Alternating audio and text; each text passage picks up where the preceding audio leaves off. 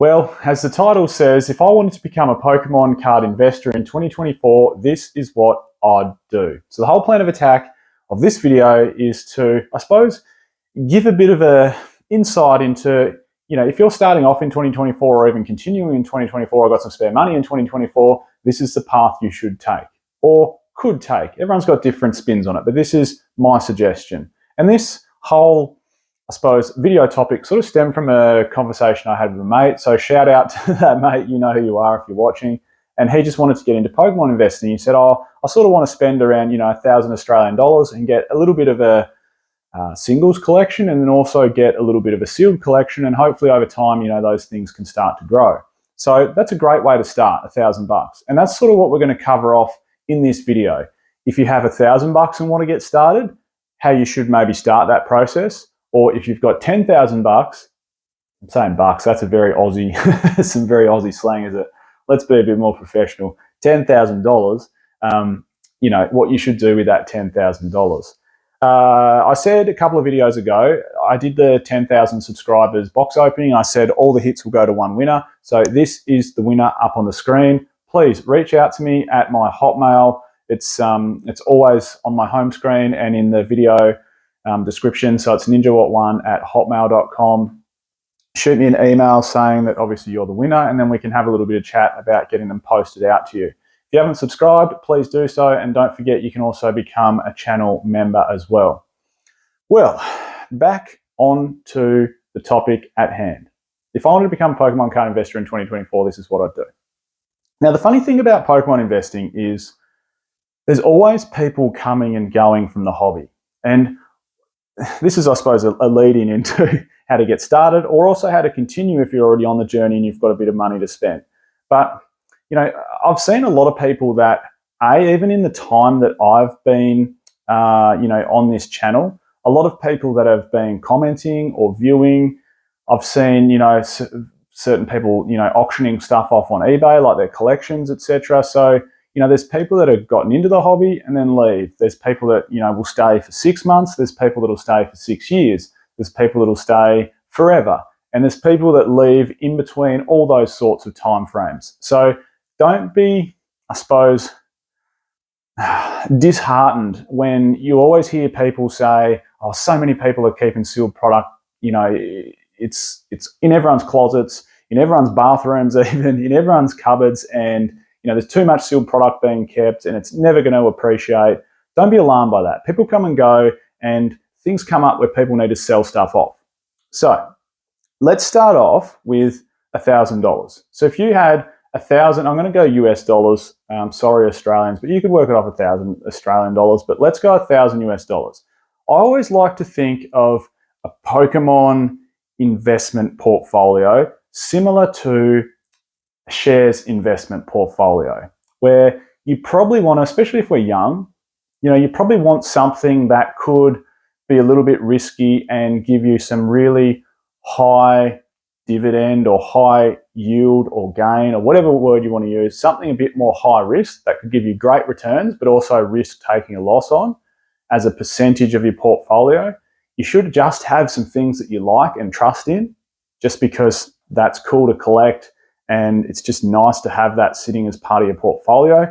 And then you should have that sort of stable base where, it should just be something that should get some sort of increase over time, even if it's a slow gain or slow grind. It's like the safety net for your investment portfolio.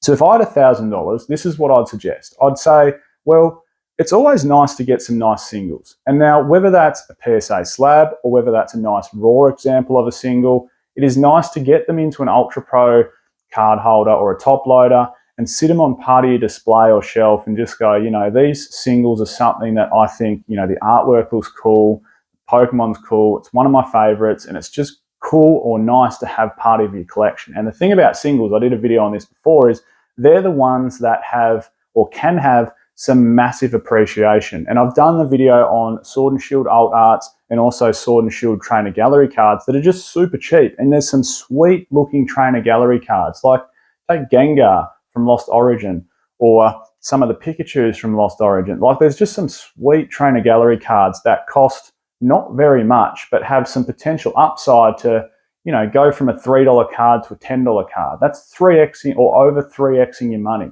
So that's one thing I'd suggest. Out of $1,000 US, I'd suggest maybe spending 100 or 150 US, buying yourself some singles that you like. And I'm just throwing some examples your way, but something like the awesome Magikarp, the artwork on that card from Paldea Evolved is just phenomenal. That's just one example, but there's probably hundreds and hundreds of examples. Even going back to some more vintage-based holos, like from Wizards of the Coast era, E-Series era, EX era.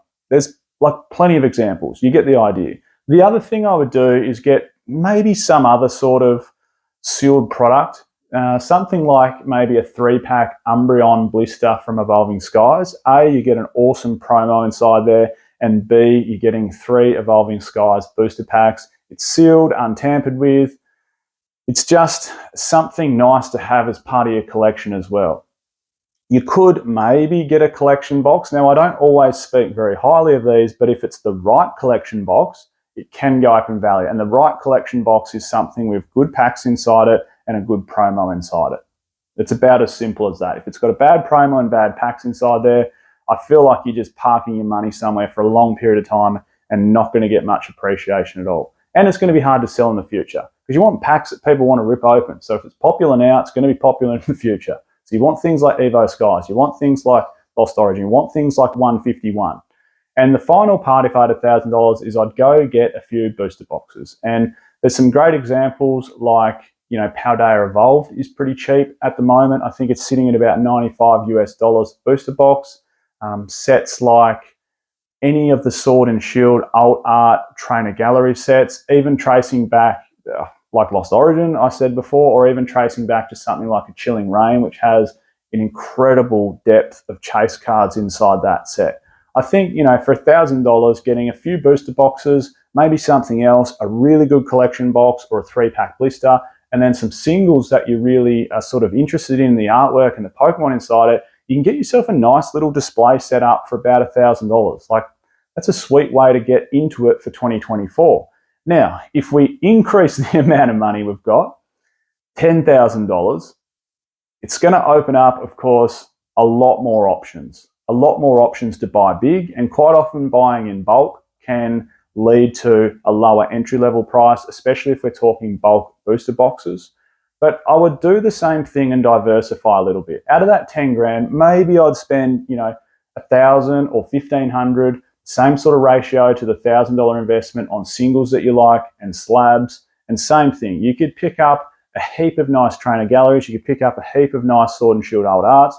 You could even grab things like, the Lugia alt art from Sword and Shield era, the Charizard alt art from Sword and Shield era. Like, there's plenty of options that you can grab yourself that have sort of almost, now that a lot of supply's been open and the market's been flooded with those cards and there's decent PSA 10 populations, they've sort of, they've bottomed out. And maybe it's time, especially towards the tail end of 2024, that some of these nice alt arts from Sword and Shield might start taking some appreciation.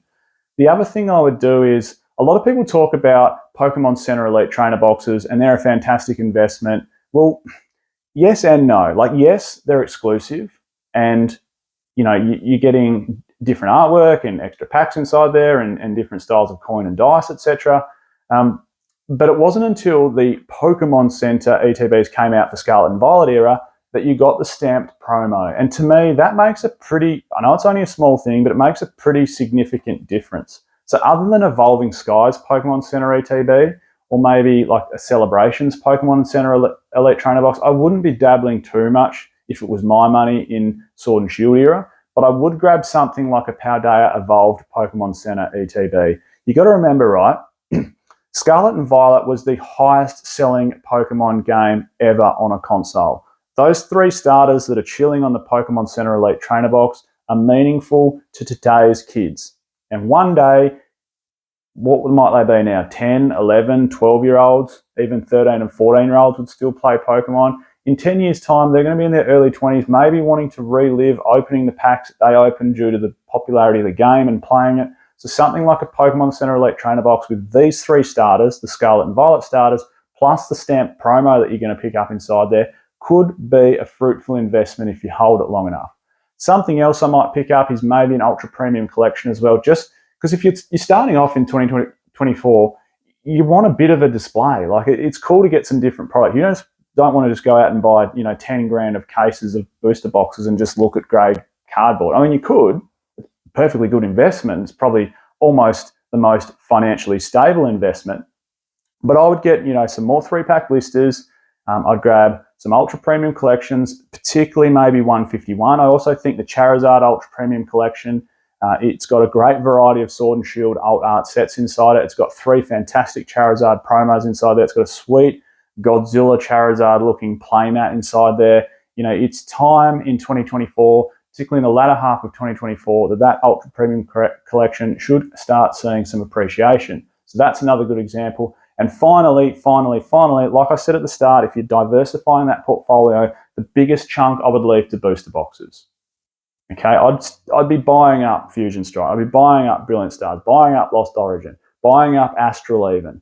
Okay, most people are under the assumption Evo Skies is the best, Lost Origin / Chilling Reign / maybe Brilliant Stars. There's a lot of controversy around what's the second best main set of Sword and Shield era, but I'd be buying up those boxes. And in fact, if you've got $10,000, it's maybe even worth dabbling in some other boxes from some slightly older eras. You could spend all 10 grand on 2 Plasma Storm booster boxes or something for argument's sake, or you could grab maybe 1 Team Up booster box.